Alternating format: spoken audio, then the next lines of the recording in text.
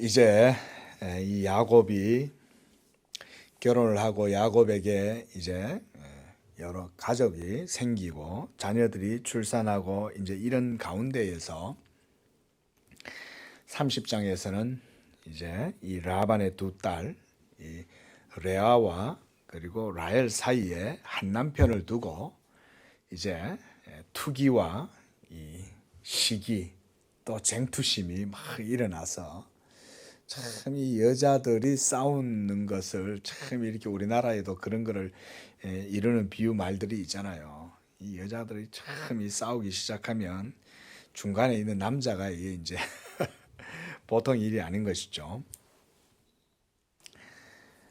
이렇게 우리가 30절에서 이 레아와 라헬의 이 출산 경쟁이 일어나는 것을 볼 수가 있습니다. 이 고대 사회에는 이 자녀들의 이 출산의 문제가 컸죠. 뭐 우리나라도 그렇고 그죠. 자녀를 뭐 아들을 못 낳으면 소방 맞고 쫓겨나기도 하고 뭐 이런 게 우리나라 옛날에도 많았고, 또 이 자녀를 또 얼마나 많이 낳느냐에 따라 가지고 또 그 가정에 어떤 큰 힘이 되잖아요. 더군다나 이 아들이 많으면 이 집이 또 든든하게 서고 또 이런 게 있으니까. 그런데 이 라헬이 이제 아이를 못 낳는 거예요. 우리가 29장 31절에서부터 보면 레아는 하나님께서 이 복을 주셔가지고 자녀를 뭐 풍성풍성 잘 놓는 거예요. 그 이제 1절에 보니까 라헬이 자기가 야곱에게서 아들 낳지를 못함을 보고 그의 언니를 시기해서 야곱에게 막 이렇게 이제 막 뭐라고 하는 거예요. 내게 자식을 낳게 해라. 이러면서 야곱한테 말하는 거예요. 자식을 낳게 하란다고 야곱이 낳을 수 있어요? 참 자식을 낳게 하는 것은 사람의 뜻으로 되는 게 아닌데, 그렇지 않으면 내가 죽겠노라 이러면서 이 야곱을 얼마나 이제 막 바가지를 긁는지 몰라요. 그러니까 이제 2절에 야곱이 라헬에게 성을 냅니다. 그러면서 그대를 임신하지 못하게 하시는 이가 하나님이신데 내가 하나님을 대신하겠느냐 라고 하면서 이제 야곱이 라헬에게 화를 내요. 이 사랑하는 그녀에게. 얼마나 이 라헬이 참 미련한 말이잖아요.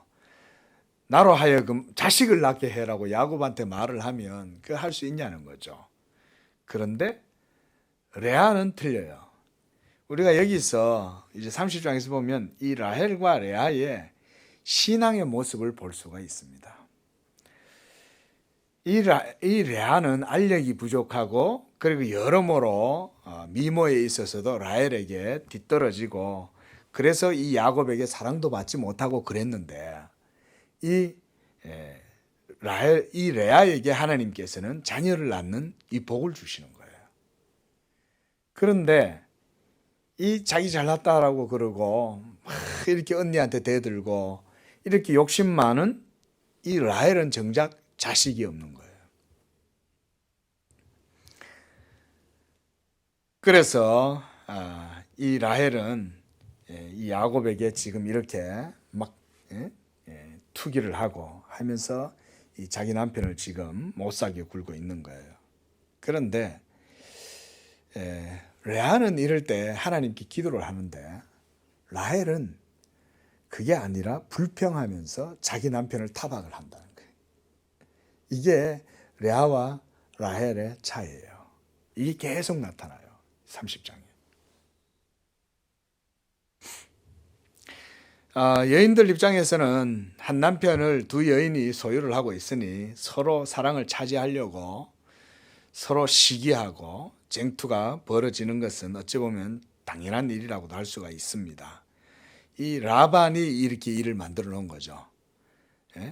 야곱에게 그냥 라헬을 주면 될 텐데 이 야곱을 자기 수하에 놓고는 부려먹으려고 두 딸을 그냥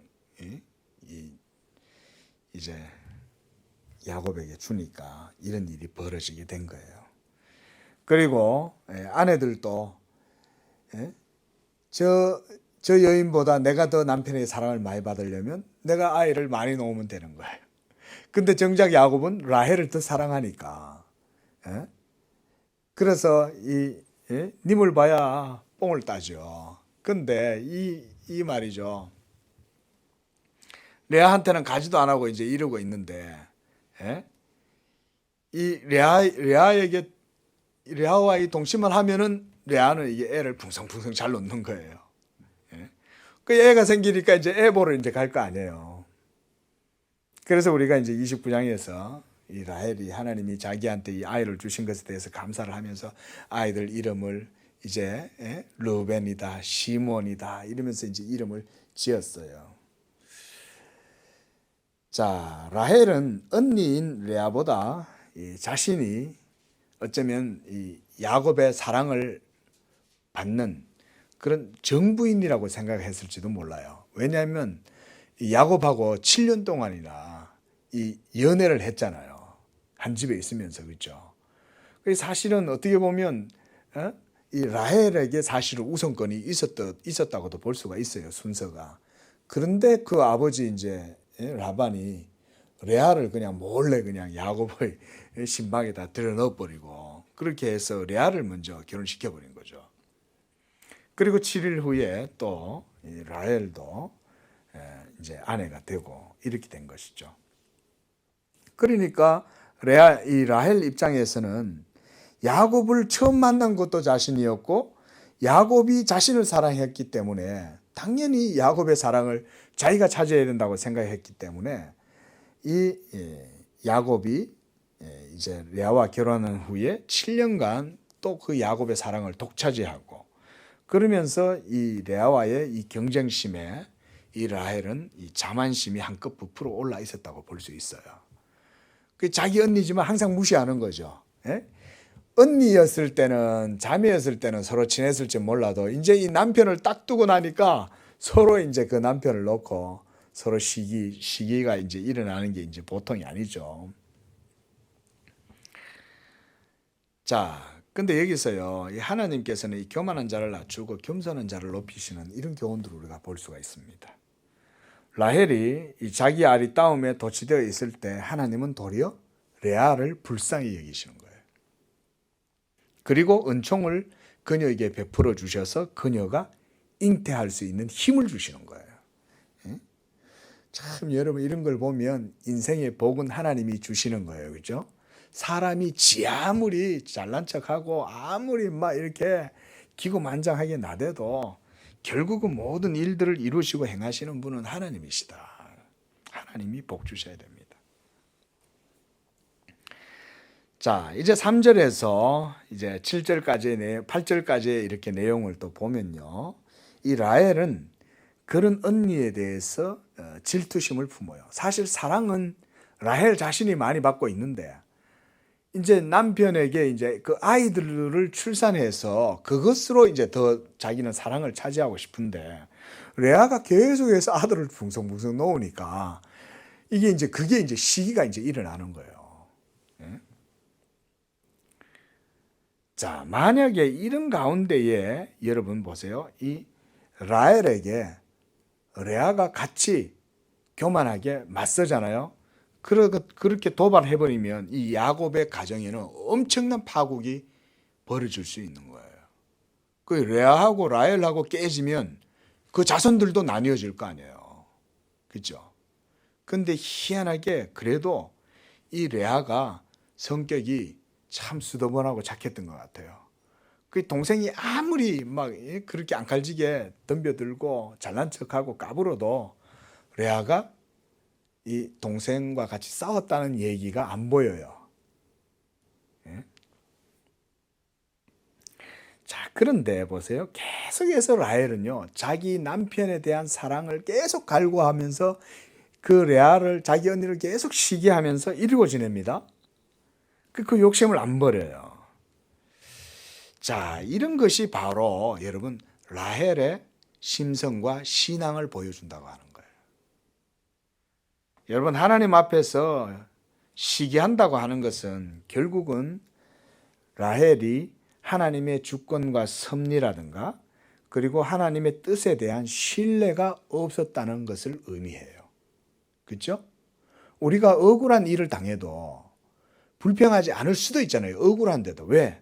하나님이 모든 일들을 다 하시니 이 일조차도 하나님의 뜻 가운데에서 선하게 이루어질 것이다. 요셉은 억울하게 누명을 덮어쓰고 감옥에서 옥살이를 해도 하나님께 원망하지를 않는 거예요. 그 라헬은 그렇지가 않은 거예요. 라헬은 계속해서 자기 언니를 공격하고 괴롭게 하고 시기하고 질투하고, 여러분 그 자체가 바로 뭐냐면 사실은 하나님을 무시하는 거예요. 하나님을. 바로 그때 여러분 큰일이 일어나는 거예요. 이렇게 하나님을 무시하고 하나님을 인정하지 않고 자기 마음대로 인생을 살아버리고 애를 쓰다 보면 문제가 일어난다고요. 엄격결에 생각지도 않은 때에. 보세요. 가인이 아벨을 죽였을 때도 그랬습니다.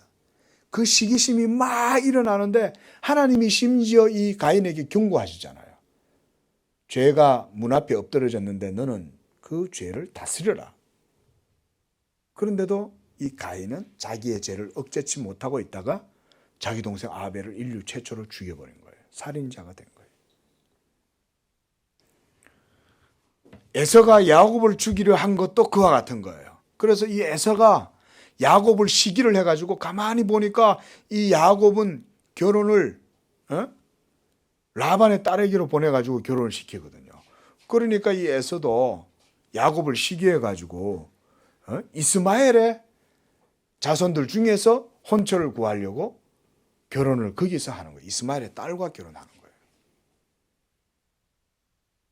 또 라헬이 레아를 시기하는 것도 모두 다 마음에 하나님을 품고 있지 않아서 그런 거예요.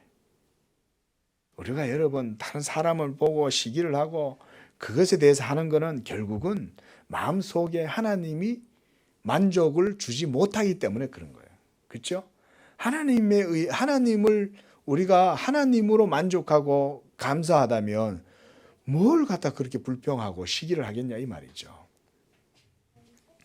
대부분 자신에게 뭐 하나라도 조금이라도 잘난 것이 있다면 인간은 그만 자만에 빠지기가 쉽고, 또 그것 때문에 도리어 하나님께서 하나님의 영광을 다른 데로 돌려버리셔요.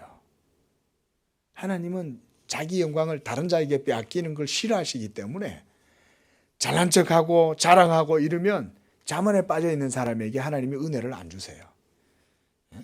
하나님은 겸손한 자에게 은혜를 더하시는 줄로 믿으시기 바랍니다. 그래서 이사야서 29장 19절에 이렇게 말씀했어요. 겸손한 자에게 여호와로 말미암아 기쁨이 더하겠고 가난한 자가 이스라엘의 거룩한 자로 말미암아 즐거워하리라. 이렇게 말. 하나님은 낮은 자, 겸손한 자에게 이 은혜를 더하셔서 기쁨을 더해 주시고 그리고 즐겁게 하신다. 믿으시기 바랍니다. 또 야고보서 4장 6절에도 그런 말씀이 있어요. 하나님이 교만한 자를 물리치시고 겸손한 자에게 은혜를 주신다. 교만하면 결국은 하나님의 은혜를 못 받아요. 이게 참 보면 정확히 이래요. 교만한 자는 하나님의 은혜를 못 누려요. 자신의 부족함과 연약함을 알고 하나님만 바라보는 것 외에는 달리 남편 야곱의 마음을 얻을 길이 없었던 레아에게 하나님께서 은혜를 베푸셔서 자녀를 얻게 하시는 거예요. 그래서 남편의 사랑 때문에 갈급하고 자신의 연약함을 알고 부족함을 깨달았던 레아는요, 자녀의 이름을 지을 때 모두 다 하나님과 관련된 이름을 다 지어요. 레아는 매우 분명하게 이것을 알 수가 있어요. 그래서 라헬이 자녀의 이름을 짓는 것을 보면 레아가 자녀의 이름을 짓는 것과 판명하게 차이가 나요. 여기에서 이 레아와 라헬의 이 믿음이 얼마나 큰 차이가 나는 걸 볼 수 있습니다. 보세요. 레아는 자녀들의 이름을 모두 하나님께 대한 믿음과 감사와 기도하는 가운데 지어요. 그러나 라헬은 기를 쓰고 이기려고 자기의 의지가 담긴 이름을 아이들의 이름으로 지어요. 그래서 인간적인 감정에 따라서 이름을 짓습니다. 우리가 이름 짓는 거 중요하죠, 그죠? 예? 예? 뭐 우리나라도 보면은 애들 이름을 옛날에 정말 진짜 희한하게 지어놔가지고 일평생 그냥 그죠? 그거 이름 때문에 자녀들이 애를 먹고 그런 경우도 많아서 나중에 막 이름을 고치고 막 이런 일들도 벌어지는데, 예? 한번 보세요. 우리가 29장 32절 한번 보십시오. 이 레아가 첫째 이름을 루벤이라 짓죠. 근데 그 뜻의 이름이 뭐예요? 여호와께서 나의 괴로움을 돌보셨다, 이 의미로 루벤이라 지은 거예요. 33절에 또 보세요. 여호와께서 내가 사랑받지 못함을 들으셨으므로, 그래서 그 들었다라고 하는 이 의미로 시므온이라 지은 거예요. 그 다음 34절에도 셋째 아들을 낳아요. 레위예요. 근데 이때는 뭐냐? 내 남편이 지금부터는 나와 연합하리로다, 이러면서 연합이라는 의미로 레위를 지어요. 그 다음에 35절 보세요. 유다를 낳아요. 그의 이름은 뭐냐? 여호와를 찬송하리로다, 이러면서 유다라는 이름을 지어주는 거예요. 겸손한 사람은 이름을 지어도 하나님하고 관련되게 이름을 짓는 거예요. 근데 라헬이 이름을 짓는 걸 한번 보세요. 자, 라헬은 자기가 아이를 못 낳으니까 어떻게 하냐면 이 나쁜 짓을 하는 거예요. 자기 몸종을 야곱의 침상에 집어넣어 가지고 애를 낳게 해주는 거예요. 그러면서 그 여종 빌하가 애를 낳았어요. 3절 보세요. 그가 아들을 낳아 내 무릎에 두리니, 이러는 거예요. 보세요. 아들을 낳았는데 자기 무릎에 둔다, 이 말은 결국은 그 여종을 집어넣어 가지고 애를 낳게 해 가지고 그 아이를 자기 것으로 삼겠다는 거잖아요. 이렇게 레아는 그게 굉장히 강한 거예요, 이 라헬이. 그러면서 4절에 이제 빌하가 임신을 합니다. 그래서 아들을 낳았어요. 그래서 6절에 보세요. 하나님이 내 억울함을 푸시려고 내 호소를 들어서 내게 아들을 주셨다. 이름을 이렇게 짓는 거예요. 내 억울함.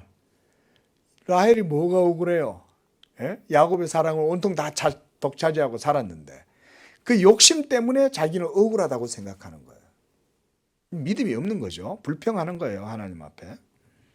자, 그 다음 또 7절에 둘째 아들을 낳았어요. 그래서 8절에 보세요. 라헬이 이르되, 뭐라고 말했어요? 내가 언니와 크게 경쟁하여 이겼다. 이름을 이렇게 짓는 거예요. 경쟁하고 이기고 뭐 온통 시기와 쟁투심이 그냥 이 라헬 마음속에 언니에 대해서 가득 차 있는 거예요. 그러니까 여기서도 이름을 그렇게 짓는 거예요. 납달리. 응? 내가 이겼어, 이 말입니다. 응?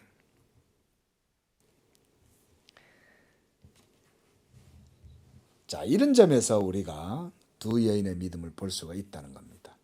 라헬은 허영심에 사로잡혀서 레아를 이기기 위해 부당한 계략을 세워서 결국은 몸종인 빌하를 야곱에게 밀어넣고, 여러분 이런 다 죄죠, 사실은. 그 두 아내가 있는데 자기가 애를 못 낳으니까 애 낳게 하려고 야곱에게 여자 하나를 더 붙여놓는 거 아니에요. 그럼 결국 그것 때문에 나중에 또 경쟁자가 하나 더 생기는데 밀어내서 그걸 모르는 거예요. 이렇게 불법적으로 하나님의 뜻을 거역해 가면서 자신이 어미가 되려고 시도를 했을 때 이 라헬의 행동이 더욱 죄스러운 거예요.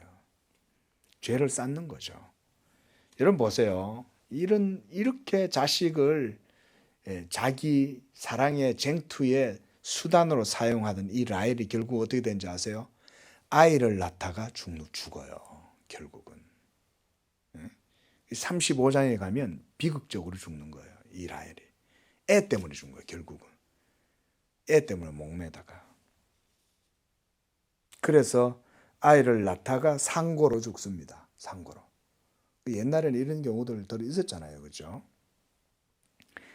그리고 죽을 때조차도 죽어가면서 이 아이 이름을 붙였는데 뭐라고 지었냐면 슬픔의 아들이다 이렇게 지었어요. 이름을. 아이 새로 태어난 애 이름인데 좀 긍정적이고 밝고 기쁜 이름 지어주면 얼마나 복돌이 좋잖아요. 예? 복순이 복돌이 뭐 이렇게 뭐 창대 뭐 이렇게 짓든지.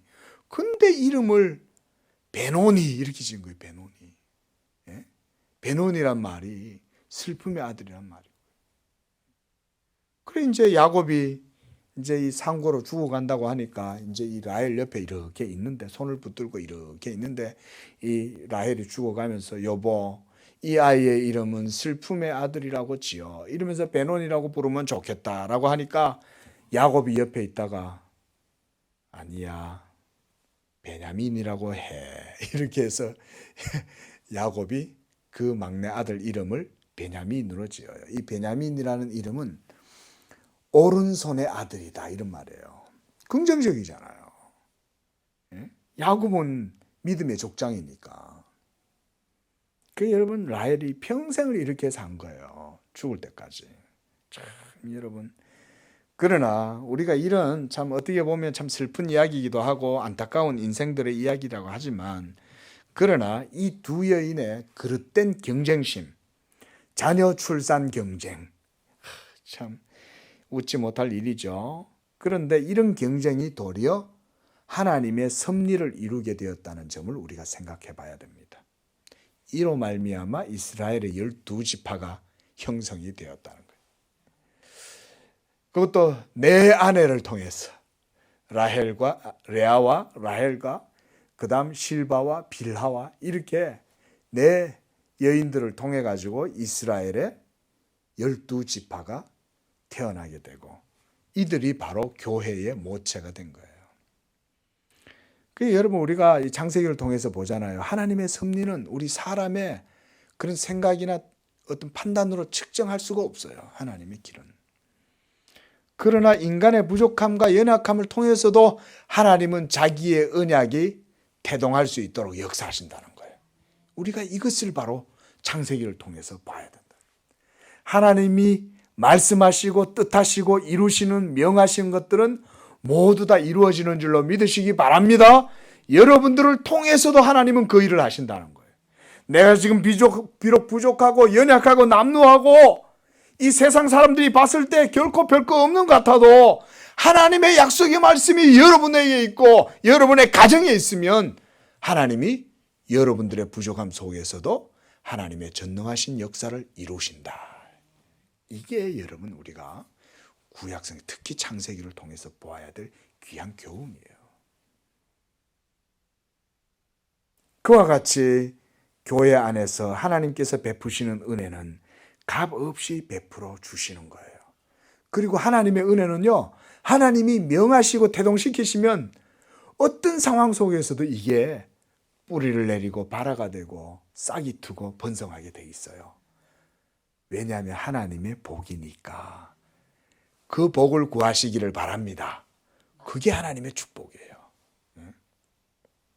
이제 두 여인의 쟁투, 경쟁, 이것이 더욱 불이 붙게 되어서 이제는 레아도 가세를 하게 돼요. 그동안 잘 참아왔던 레아조차도 이제는 저것이 내가 도저히 못 참아. 나도 이제 그냥 안 있어. 이러면서 9절에 다시 또 전쟁이 시작됩니다. 레아가 자기의 출산이 멈춤을 보고 그의 시녀 실바를 자기도 데려다가 야곱에게 주어 아내로 삼았다. 야, 야곱 혼자 신났네. 이 내 여자 데리고 어떻게 살지? 자, 보세요. 그러나 여기서 하나님께서 여러분 레아에게 자녀를 주신 것은 뭐 때문입니까? 레아를 긍휼히 여기셨기 때문에 그런 거예요. 야곱의 아내잖아요. 하나님은 야곱의 아내이기 때문에 레아를 불쌍히 여긴 겁니다.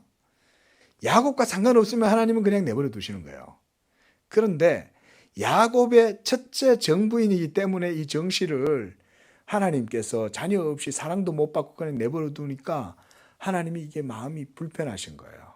그러니까 이 레아에게는 자녀를 낳을 수 있는 하나님이 복을 허락해 주신 거죠. 그런데 이 레아가 이제는 그냥 자기 동생이 워낙 그러니까 그것 때문에 그냥 마음을 잃어버린 거예요. 그래서 레아가 라헬과의 쟁투심으로 또 다른 죄를 범하고 마는 거예요. 이번엔 레아가 범죄하는 거예요. 그래서 라헬이 시녀를 통해서 아이를 낳자 그 경쟁심에 자신도 시녀를 통해서 아이를 낳으려고 죄를 짓고 마는 것입니다. 그래서 9절에 보면 레아가 자기의 출산이 멈춤을 보고 하나님께서 자신에게 자녀들을 주셨음을 알고 있었음에도 불구하고 동생을 이기려고 하는 마음에 자기의 몸종을 남편에게 들여다 보낸 거예요. 여러분, 이것은 레아의 불신이죠. 아니, 잠시 애 좀 안 낳고 좀 쉬면 되지. 뭐 쉬지도 안 하고 매년 애를 다 낳으려고 그러냐. 한 2, 3년 쉬다가 낳을 수도 있지. 그거를 못 참고 자기 동생한테 남편 빼앗길까 봐. 그래서 하나님을 바라보지 않고 잠깐 마음을 놓고 있다가 실바를 야곱에게 준 거예요.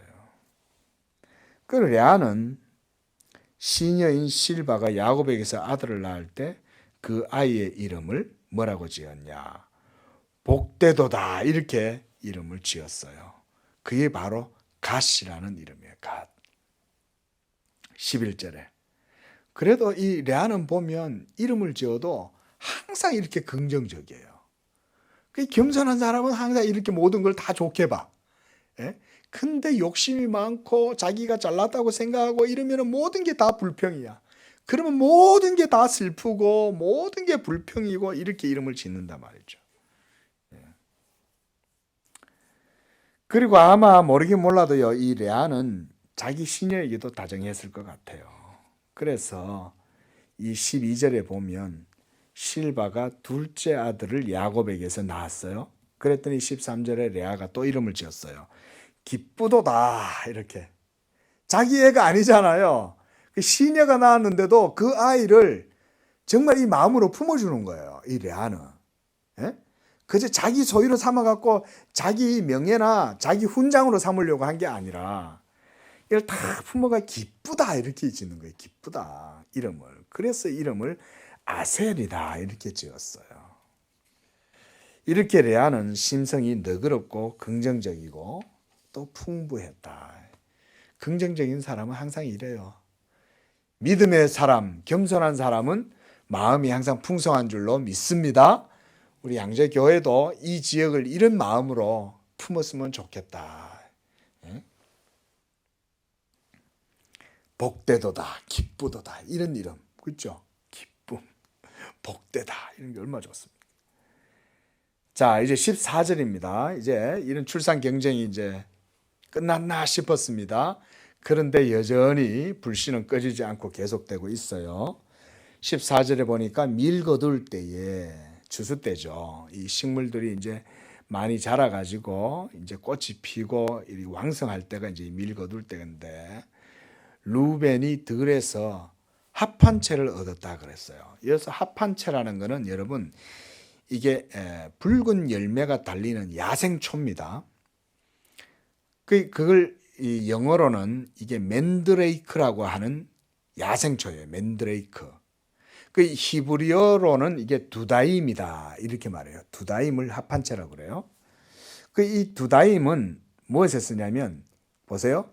임신 촉진제로 사용돼요. 그리고 이 두다임은 또 도드라고 하는 그 히브리 말의 그 어원과도 관계가 있어요. 사랑. 여기에와도 관계가 있어요. 그 사랑을 하면 애를 낳잖아요. 예? 그러니까 이 합한채라는 식물을 가지고 있으면 이 사랑을 하고 자녀를 낳을 거라는 이 미신적인 생각을 가지고 있었던 거예요. 물론 뭐 이것이 정말 그렇게 식물이 어느 정도 이게 이제 우리 몸에 임상적으로 영향을 주는지는 정확하게는 몰라요. 근데 뭐 이제 보고에 따르면 이 식물은 정력을 항진시키는 그런 최음제 역할을 한다 그래요. 이게. 그래서 고대 근동 지방에서는 이 자녀 생산을 도와주는 것으로 생각이 되었던 거예요. 그러니까 여러분 보세요. 라헬은 끝까지 이 자녀 낳는 일에 계속해서 집착하고 있는 거예요. 여러분, 그럴 때 집착하지 말고 기도하시기를 바랍니다. 모든 것은 하나님이 주시는 거지. 집착한다고 되는 게 아니에요. 집착하면 그때부터 빠져나가는 거예요. 우리 한간에 그런 얘기 있잖아요. 부러우면 지는 거다. 이런 말 있죠. 집착하면 사실은요, 내가 벌써 끌려가는 거예요. 근데 집착하지 않고 그러려면 뭘 해야 돼요? 예, 하나님을 의지하고 기도하는 사람은 집착하지 않아요. 기도하는 사람은 설령 그리 아니하실지라도 그 일은 여호와께로 말미암았으니 나는 감사한다. 할렐루야. 이런 믿음 가지시기 바랍니다. 그러면 희한하게 하나님이 그거보다 더 좋은 걸 주시는 거예요. 어라? 옛다. 너한테 하나 주려고 했는데 너 보니까 너 믿음 때문에 5개 줘야 되겠다. 이러고 하나님이 덜 거덕거리고 주시는 거예요. 할렐루야. 이게요, 여러분 집착하지 않고 여호와를 의지하는 사람들이 인내할 때 얻게 되는 상이에요. 믿음의 상. 이렇게 하나님이 성도들에게 은혜를 베푸십니다. 이건 뭐 합한 채 가지고 있다고 자녀를 더 많이 낳는다고 그러면서 이것 때문에 또 싸우고 있는 거예요. 그 보세요. 그래서 이 루벤이 나갔다가 합한 채를 하나 얻어 갖고 왔어요. 이 루벤은 아마 이게 이제 자연광장 이런 데 좋으니까 이거를 이제 약초 삼아 이제 가지고 온 거예요. 이게 생긴 게 인삼처럼 생겼어요, 뿌리가. 우리 인삼도 보면 사람 다리가 이렇게 꼬여 있는 것처럼 이렇게 생겼잖아요. 그 합한채도 뿌리가 사람 다리처럼 생겼다 그래가지고 이것이 강장에 좋다고 그렇게 소문이 난 거예요. 이걸 맨드레이크가 그래서 사랑의 묘약이다 그런다는 거예요. 맨드레이크가. 자, 그런데 이 합한채를 가져왔는데 이거를 이 루벤이 자기 어머니 레아한테 준 거예요. 왜 줬을까요? 엄마 건강해 이러면서 아들이 준 거예요. 그랬는데 라헬이 레아에게 그 합한채를 자기한테 달라고 그런 거예요.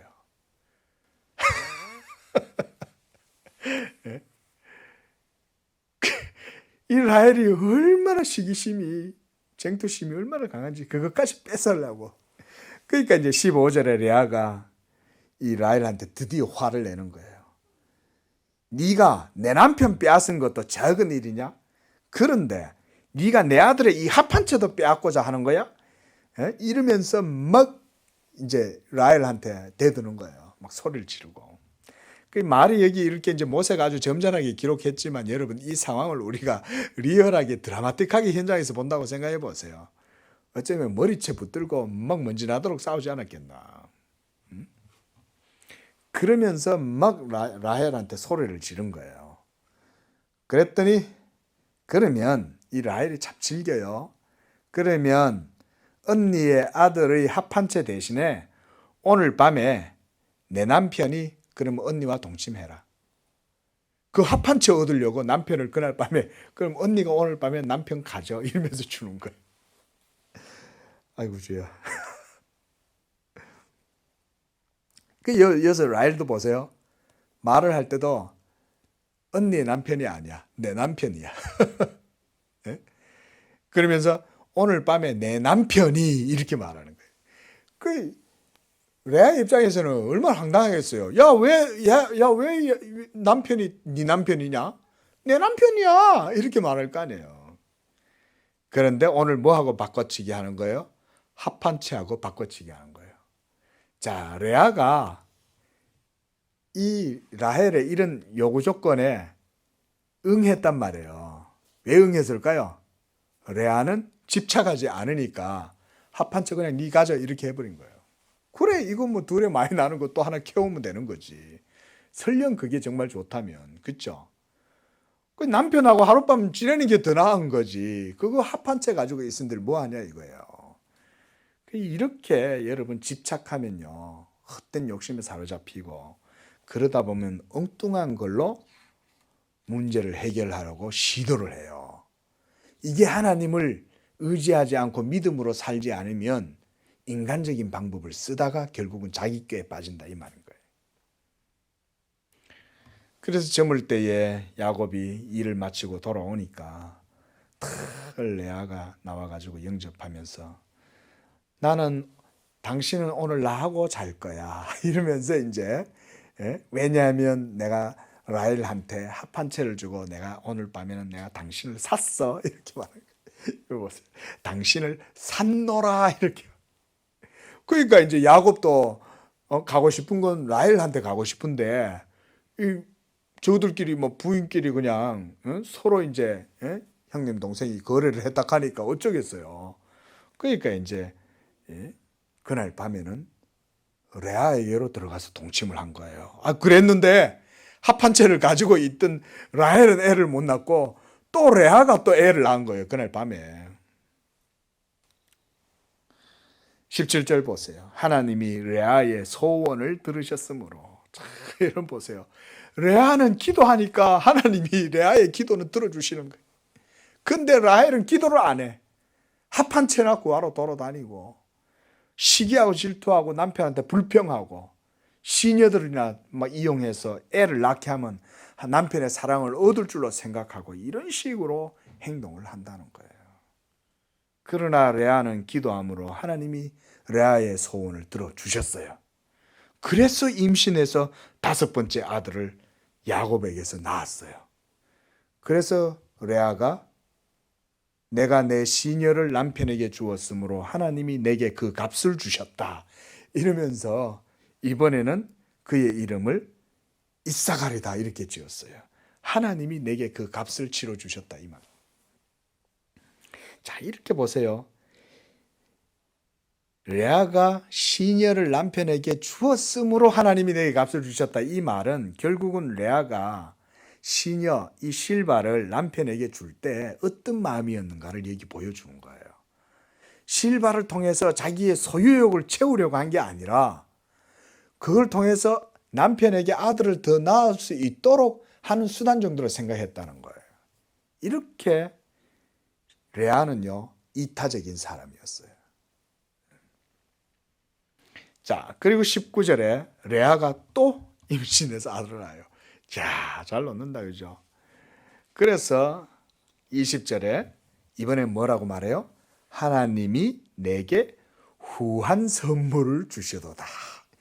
이렇게 여러분 보세요. 하나님은 겸손하면 그냥 다 이렇게 풀리도록 해주신다 이 말이에요. 할렐루야. 우리 성도님들이 이와 같은 복을 받으시기를 바랍니다. 여러분들이 뭘 하든지 이렇게 하나님이 복을 주셨으면 좋겠다. 겸손하게 하나님을 섬기고 인내하고 사람하고 안 싸우고 사람 바라보지 않고 사람의 기술 안 쓰고 의롭게 정직하게 하나님 바라보고 나아가면 하나님이 복을 주신다. 기도하면. 이제는 그가 나와 함께 살리라 이러면서 이제 그 이름을 스불론이라고 지었습니다. 그리고 21절에 드디어 따님이 태어났어요. 얼마나 예쁘겠어요. 그죠? 아빠, 딸 바보잖아요. 딸 바보. 이 딸이 태어났는데 또 이 디나가 되게 예뻐요.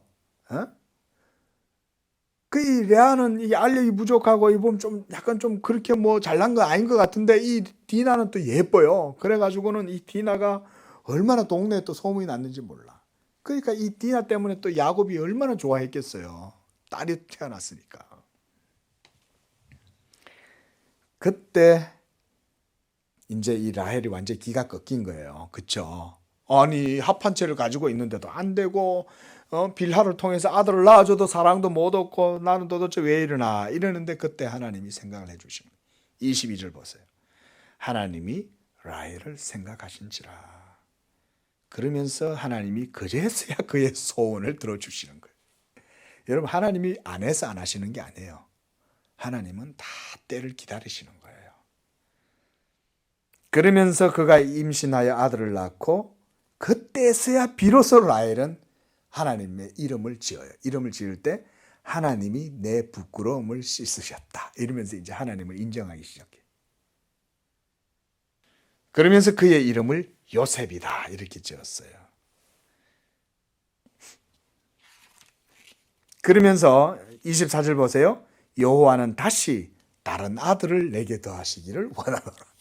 이렇게 아들 낳으려고 계속 또 기도한 거예요. 하나님 또 아들 주세요. 또 아들 주세요. 결국은 35장에서 베냐민을 낳으면서 결국은 그 아이를 낳으면서 죽는 거예요. 라헬이. 슬프죠. 어떻게 보면.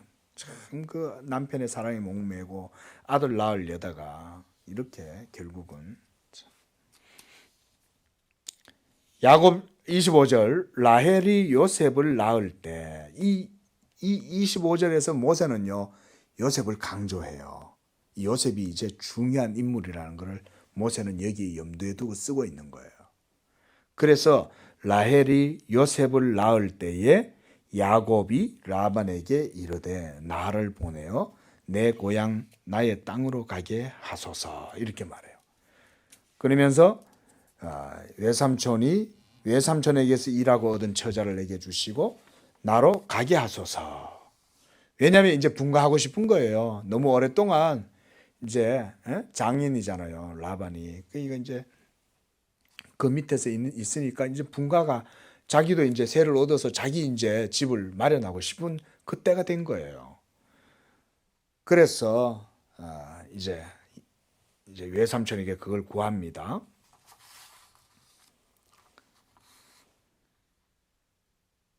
자, 이렇게 해서 이제 외삼촌에게 그 말을 할 때에 27절에 라반이 이렇게 말합니다.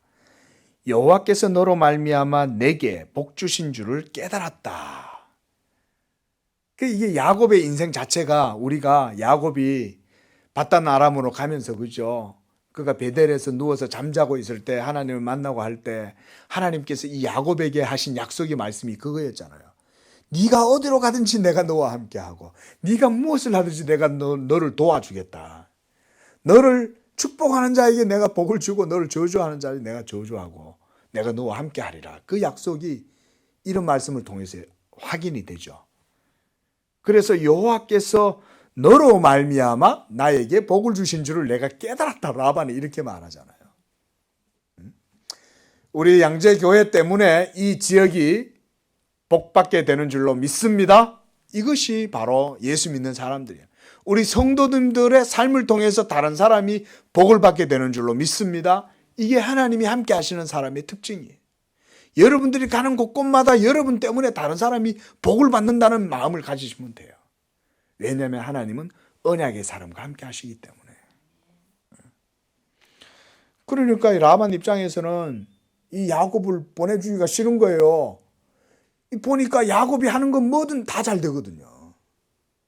야곱이 하면 뭐든지 풀리고 형통하고 이러니까 세상 살아보면 안 그렇거든요. 그렇죠? 사기당하고 뭔가 해놔놓으면 썩어버리고 뭔가 해놔놓으면 무너져버리고 이게 안 되거든요. 보통 일들이. 근데 하나님이 복을 주면 희한하게 뭘 해도 된다는 거예요. 이게. 요셉도 그랬잖아요. 요셉이 보디발의 집에서 일을 하는데 이 요셉이 하는 일마다 다 잘 되는 거예요, 이게. 그래서 요셉을 통해서 보디발의 집에 복을 받았다 그랬거든요. 할렐루야. 예수 믿는 사람들은 이런 사람들이에요. 믿으시기 바랍니다. 이게 예수 믿는 사람들의 복이에요. 그래서 라반은 다시 야곱과 이제 재계약을 이제 합니다. 이번에는. 그러면서 28절에 네 품삯을 정해라. 내가 그것을 주리라. 그러니까 이제 이 야곱이 자기를 안 놔주려고 하니까 야곱이 이제 막 그 라반하고 계속 이제 이 신경전을 펼치는 겁니다. 그러면서 이렇게 말해요. 29절에 내가 외삼촌을 어떻게 생겼는지 어떻게 외삼촌의 가축을 쳤는지 외삼촌이 아시잖아요. 30절 내가 오기 전에는 외삼촌의 소유가 적었는데 이제는 번성하여 때를 이루었으니 내 발이 이르는 곳마다 여호와께서 외삼촌에게 복을 주셨나이다 이렇게 말하는 거예요. 여러분 이게 야곱이 하나님과 함께함으로 말미암아 누리는 복이었어요. 우리 예수 믿는 사람들이 딱 이렇습니다, 여러분. 예수 믿는 사람들에게는 이와 같이 하나님이 함께 하시는 복이 있어요. 그게 바로 복음의 말씀의 복이에요. 그러면서 그는 말합니다. 그러나 나는 그렇게 하다 보면 당신 집이나 부풀리고 내 집은 언제 세우리까? 이렇게 말해요. 그게 30절 보세요. 나는 언제 내 집을 세우겠습니까? 이렇게 말하는 거죠. 그렇죠. 야곱도 야곱의 집이 있어야 되잖아요. 일평생 그냥 이 라반 밑에서 라반 집에 그냥 복 주고 라반 집을 키우고 이런 일만 할 수는 없다 이 말이죠. 그래서 라반이 말해요. 그러면 내가 너에게 무엇을 너에게 주랴. 그랬더니 야곱이 이제서야 이제 이 외삼촌한테 정당하게 이제 거래를 정해요. 외삼촌께서 내게 아무것도 주시지 않아도 나를 위해서 이 일을 행하면 내가 다시 외삼촌의 양떼를 먹이고 지키리이다. 자, 여러분 야곱이요 뭐가 생겼냐면 하나님이 자기와 함께 하신다는 것에 대한 믿음이 생긴 거예요. 내가 지금까지 나 때문에 당신 복 받았으니까 당신 재산의 3분의 1은 나한테 줘야 돼. 이렇게 말하지 않는다는 거예요. 그렇게 하지 않고 야곱의 방법은 뭐냐? 하나님이 복 주는 게 훨씬 더 낫다 이 생각을 한 거야. 그러니까 라반한테서 재산 떼달라 이런 소리를 안 해요. 안 하고 나는 하나님이 함께 하니까 이제 내가 뭘 하든지 내가 복 받을 거니까 지금부터는 나에게 하나님이 주시는 복은 내 거야. 이렇게 한 거예요. 이해되시죠? 그 여러분 벌써 야곱이 삶을 통해서 믿음을 얻은 거예요. 그러면서 그가 생각한 꾀는 이겁니다. 32절에 오늘 내가 외삼촌의 양떼를 두루 다니며 그 양 중에 아롱진 것 뭔 말인지 알죠? 그 다음 점 있는 것 그리고 검은 것을 가려내고 또 염소 중에 점 있는 것과 아롱진 것을 가려내서 이 같은 것이 바로 생기면 그것은 내 품삯입니다. 이렇게 정한 거예요. 사실 뭐 염소나 양이나 아롱진 것이나 점 있는 게 있으면 뭐 어때요? 그렇잖아요. 똑같잖아요. 뭐 맛이 틀립니까? 뭐가 틀립니까? 아롱저도 새끼는 하얀 게 나올 수 있어요. 시커먼 염소도 하얀 염소 나올 수 있습니다. 이 유전 법칙에 의해서 이루어진 건데 이때는 뭐 유전 법칙을 모르니까. 그러니까 이제 이 야곱이 이제 그렇게 정해서 한 거예요. 그 야곱한테는 꾀가 있었어요. 뭐냐면 아롱지게 하는 법을 알고 점 있는 양이 점 있는 염소가 태어나는 방법을 자기 나름대로 알고 있다고 생각한 거예요. 자, 그래서 33절에 이렇게 말합니다. 후일에 외삼촌이 오셔서 내 품삯을 조사하실 때에 나의 의가 내 대답이 되리이다. 이렇게. 결국은 아롱지고 점 있고 검은 것 이런 것들이 생겨나면 결국은 그것은 내 수고에 보답을 하나님이 내게 해주신 거다 이 말인 거예요. 그리고 내게 혹시 염소 중 아롱지지 아니한 것이나 점이 없는 것이나 양 중에 검지 아니한 것이 있다면 그것은 내가 외삼촌 것을 도둑질한 것으로 인정하소서 이렇게 말합니다. 그러니까 라반이 이제 거래를 이제 딜을 한 거예요. 아 그래 좋아 그럼 그렇게 해 이렇게 한 거예요. 본인 입장에서는 깨끗하고 좋은 걸 원하잖아요. 그렇죠? 아롱지거나 점 있는 것보다는 깨끗한 것도 좋고 그 털 같은 것도 이렇게 뭐 양털을 갖다가 이렇게 한 번씩 깎잖아요. 그러면 그 검은 털이 섞여 있으면은 그건 같이 못 쓴다 이 말이죠. 자, 그래가지고 거래를 했는데 요 야곱이 이제 외삼촌이 돌아가고 난 다음에 이제 탁 술수를 벌여요. 그러면서 36절에 보면 자기와 야곱 사이에 사흘길을 뜨게 해서 떨어뜨려 놓는 거예요. 그리고 야곱은 라반의 남은 양떼를 칩니다. 그리고 37절에 보니까 이제 그 술수를 부려요. 뭐냐면 버드나무와 살구나무와 신풍나무의 푸른 가지를 가져다가 그 껍질을 벗겨서 흰 무늬를 내고 그리고 그 껍질 벗긴 가지를 양떼가 와서 먹는 개천 물구유에 세워서 양떼를 향하게 하니까 그 떼가 물을 먹으러 올 때에 새끼를 베면 그 가지 앞에서 새끼를 베서 얼룩얼룩한 것과 점이 있고 아롱진 것을 낳았다 이렇게 말해요. 자, 여러분 보세요. 여기서 잘 보셔야 됩니다. 실제로 그래서 신풍나무, 버드나무, 살구나무 이거 가지를 벗겨갖고 허연 속살 있잖아요. 가지 껍질을 벗겨갖고 그렇게 해서 물 먹는 물통에다가 세워놓으면 그러면 이 양떼들과 염소에게서 이런 유전적인 변화가 생길까요? 그게 아니에요. 야곱이 소위 미신적으로 그렇게 될 거라고 생각하고 이렇게 하는 거예요. 그런데 그걸 먹었는데 이게 미신이고 이게 사이비 과학인 거예요. 이거는 이 과학이 아니잖아요. 그랬는데 어떻게 됩니까? 그렇게 했던 41절에 보니까 39절에 보니까 얼룩얼룩하고 점이 있고 아롱진 것을 낳았어요. 어떻게 이런 일이 벌어졌을까요? 사이비 과학이 아니었나? 진짜였나? 아니에요. 하나님이 해주시는 거예요. 하나님이 해주시는 거예요. 야곱한테 복을 주니까. 그렇게 해가지고 결국은 야곱의 재산이 많아진 거예요. 그렇게 해서 또 야곱이 또 술술을 떠버립니다. 이 간사한 야곱이 이렇게 41절에 튼튼한 양이 새끼를 뵐 때에는 야곱이 개천에다가 양떼의 눈앞에 그 가지를 두어서 양이 그 가지 곁에서 새끼를 베게 하고 그게 튼튼하니까. 근데 약한 양이 그 새끼를 베면 가지를 두지 아니해서 그렇게 해서 라반의 것은 약한 것이 되고 튼튼한 것은 야곱이 되도록 했다 이 말인 거예요. 자, 여러분 이거 보세요. 이것 때문에 사실은 그런 일이 일어난 게 아닙니다. 그게 아니라 하나님께서 야곱을 도와주시고 복을 주셔서 그런 거예요. 그런데 이 야곱은 그 자기가 중간에 술수를 부려서 되는 걸로 생각을 하는 거죠. 이에 그 사람이 매우 번창하여 양떼와 노비와 낙타와 나귀가 많았다.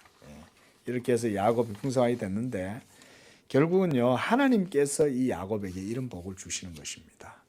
여러분 이렇게 해서 야곱의 12지파가요 외삼촌 라반의 집에서 형성이 되고 이제 다음 장이 되면은 이제는 야곱이 다시금 약속의 땅 가나안 자기 아버지 집으로 돌아갑니다. 이렇게 하나님께서는요 야곱을 하란으로 가게 하고 거기에서 12지파가 태어나게 하고 그런 과정을 보여줍니다. 여러 가지 이제 해프닝도 일어나고 이런 일들이 벌어졌지만 이 야곱의 인생 속에 결국은 하나님이 자기의 교회 12지파를 형성하는 역사들을 우리가 이 말씀을 통해서 봅니다. 하나님이 우리 성도들의 삶도 이와 같이 지키시고 복 주시는 줄로 믿습니다. 아울러 우리 양재교회도 하나님이 야곱에게 복을 주셔서 풍성하게 한 것처럼 우리 양재교회도 예수 그리스도의 이 복음의 은혜의 복을 풍성하게 받으시기를 주의 이름으로 축원을 드립니다. 기도하겠습니다.